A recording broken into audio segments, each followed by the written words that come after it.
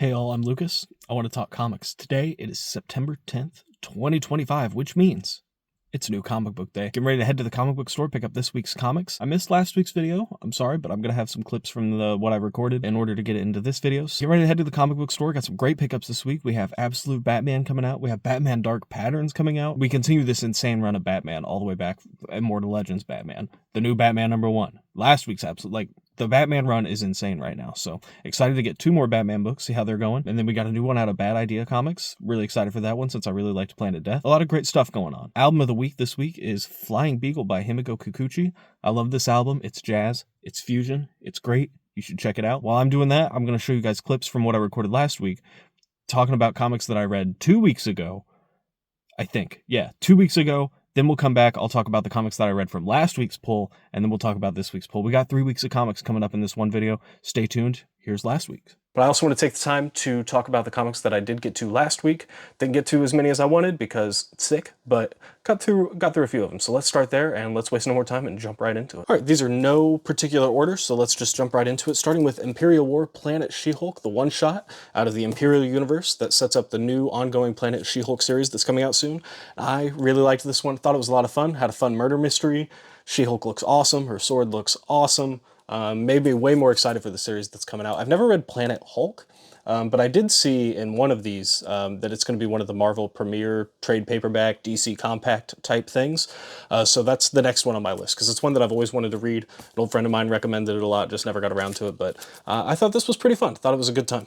The Pale Knight, #4. I've really liked this series a lot, as I mentioned in last week's video. And this one definitely felt like a side quest, didn't really progress the story a lot, which kind of concerns me. I think there's only 2 issues left, but it was a fun little side quest.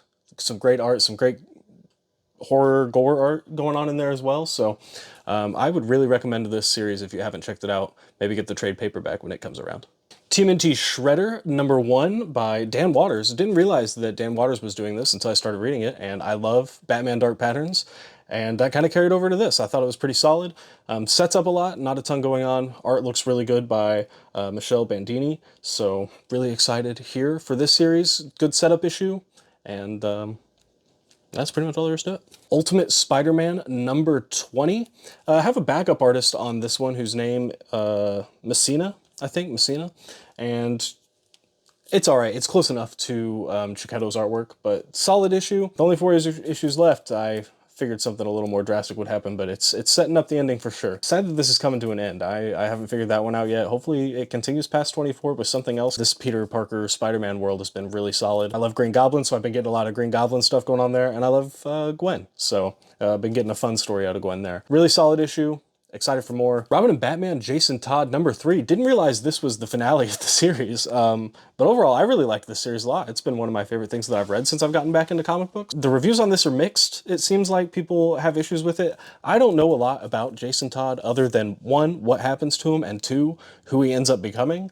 So I really like this a lot. I thought Wraith was super cool, and as far as I can tell, this is like the original Wraith. Like, he hasn't showed up anywhere before. If I'm wrong on that, please correct me, because I would like to read more Wraith stuff. Dustin Nguyen's art is really good. Jeff Lemire's writing is fantastic. This was a solid series all the way around. Really, really liked it a lot.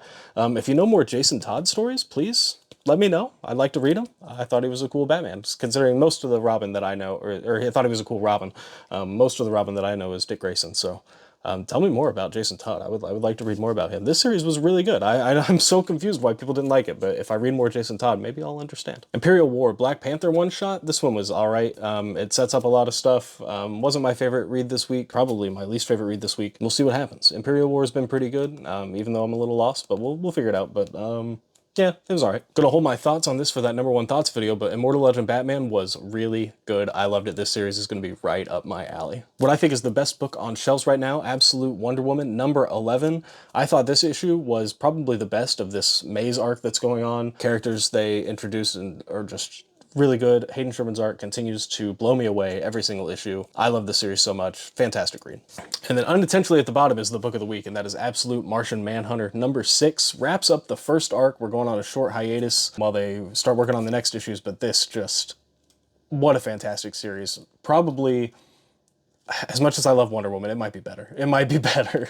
It wraps it up. The abstract, the art, the way the story is written is just so fucking good. It's just so good. It's so good. I'm so glad I got back into comic books so that I could experience this. Fantastic stuff. Alrighty, those were the books from August 27th. Let's take a look at the 8 books that I read from September 3rd, starting with Matt Fraction and Jorge Jimenez's Batman #1. Gonna keep my thoughts brief on this one. I really want to make a #1 thoughts and go a little more in-depth on this, but overall, generally liked it. As a person that doesn't know a ton about the current ongoing Batman lore, finding out that Alfred is an AI was kind of interesting, but overall, really liked this issue. Artwork is spectacular. Overall great. More thoughts coming soon. Up next we have Amazing Spider-Man #11, Legacy number 975, the big fat issue with a lot of stuff going on in here, and we got weird. I liked the first 10 issues quite a bit. It was pretty straightforward, and now we're on another planet with multiple Spider-Men. Again, I'm gonna need some answers. Imperial tie-ins now going on. I thought it was gonna be more straightforward than this, but we'll keep reading, we'll keep churning it out, but please keep it simple, please. Maybe, probably not happening. Everything Dead and Dying #1 out of Image Comics. I was kind of like, we'll just take a flyer on this. We'll see what it's about. The zombie shtick isn't kind of doing it for me anymore. It's been kind of overused and stuff, but I figured we'd check it out. Seemed like an interesting premise, and I was actually kind of blown away. I thought this one was really strong, really solid. Artwork is good. Main character that you want to root for. A world where everything is kind of twisted that you don't expect, like the zombies aren't necessarily the bad guys yet anyway. Really interested to see what it goes. It got added to the pull list. They pulled me in enough to give it a few more issues. We'll see what kind of goes on with it, but overall, really strong. I was really blown away by this. Ultimate X-Men #19, a really good issue, but it feels kind of like a step down from the last few issues that have come out that I thought were pretty spectacular. We finally get to see Peach Momoko's artwork, get some bright colors in there, get some full splash pages, good action going on. I think the artwork's really strong. I do like Peach Momoko's artwork quite a bit, but compared to the last few issues, I thought this one was kind of a little back. It read really fast. Momentum's still there. We'll keep it going. Up next, we have Teenage Mutant Ninja Turtles #11. Jason Aaron's run continues to be really great, and this might be one of my favorite issues that's come out since the first four. The first four, giving each turtle their own story was really good, but this issue was awesome. Some great action in here. April O'Neil finally show up. This might be a spoiler alert for the splash page. There's your warning, but wow. Incredible stuff. Incredible stuff. Excited to see more. I think Jason Aaron's time on this book is running up. Just recently had the Shredder #1 that came out that was really good. We got Casey Jones #1 coming out soon, so it seems like this universe is expanding a little bit. Really strong issue. Always can't wait for more of this one. Up next, we have The Adventures of Lumen Inn #1 out of Dark Horse Comics. I thought the premise on this seemed kind of interesting, and after reading it, it didn't pull me in as strong as I thought it would. The artwork is really great. I really like the artwork in here. I'm getting some, and it's probably just Captain Nemo's character, but I'm getting some strong League of Extraordinary Gentlemen vibes out of this. A little steampunky, a little on top, and I was young when the most recent movie with Sean Connery came out for League of Extraordinary Gentlemen, so I actually liked it quite a bit. I'll give this a couple more issues, kind of see where it's going. It didn't, like I said, it didn't pull me in like I thought it would. Absolute Superman #11. The first half of this, I was like, it wasn't pulling me in. It wasn't really doing anything for me, and then it started to kind of reveal its inner workings and its secrets, and I was really happy. This book is awesome. A great edition of Absolute Superman. Some great artwork in here, great splash pages. Brainiac is a monster, and it's amazing. It's so good. Check this out. Check this out.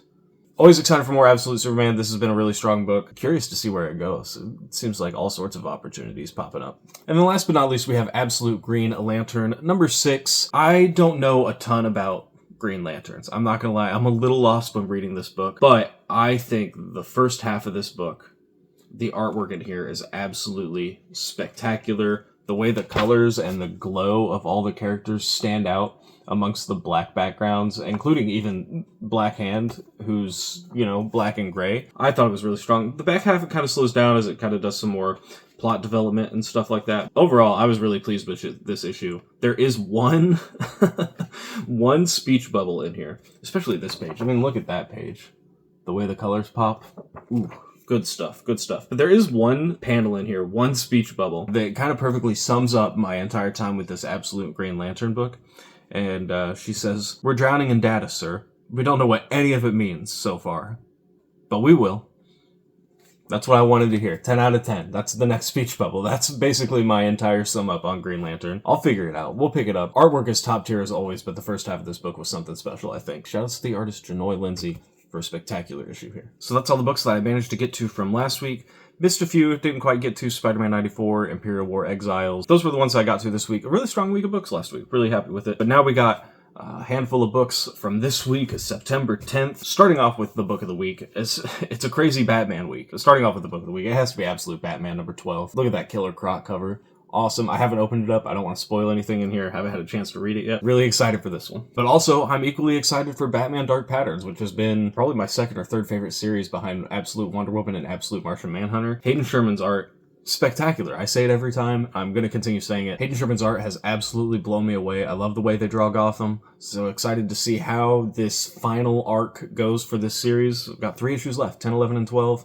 The final arc, we'll see what happens. But next we have Blood and Thunder number 5. This series has been a lot of fun. I love the world that's being built. Love the characters. Love the gun. Great stuff. Blood and Thunder has been fantastic. Can't wait to read more. Godzilla number 2. I did do an episode of number 1 thoughts on this and Godzilla Escape the Dead Zone, which are getting new issues this month. And then the third one, Spaceship Godzilla, comes out in October. The world's starting to pick up. Got issue number 2 here. This anime-inspired team-up against Godzilla. Was really fun in the first issue. Really excited to see where they take it. Have no idea where they're going to take it, but excited to see where it goes. Got Captain America number 3. Love the cover on the front here, though I didn't get a chance to read number 2 yet, so we'll kind of see where it goes whenever I pick it up. Got Imperial War, Nova Centurion. I don't know anything about Nova, but we'll find out. We're going to play it by ear. We're going to pick it up. We're going to go. Up next, we have One World Under Doom, number 7. I'm way behind on this series. I think I've only read the first 3 issues, but One World Under Doom was one of the books that got me to go back into a comics book store and started this whole thing. So one day I'll catch up on it. Just got other stuff that I want to read first. Star Wars Jedi Knights, number 7. Starting to kind of connect issue and issues. I like this. I like what it's trying to do.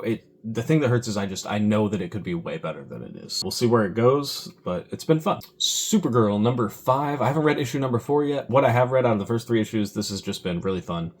Really looking forward to it. Got Superman, the Kryptonite Spectrum number 2. I really liked the first issue of this. I don't know anything about the Ice Cream Man team. The artwork is going to take a little getting used to, but I like the little story that they're going to tell here with all the different Kryptonites. I love the dynamic between Batman and Superman in the first issue, and it looks like we might have Lex Luthor, Wonder Woman, and maybe that's Martian Manhunter on the end there.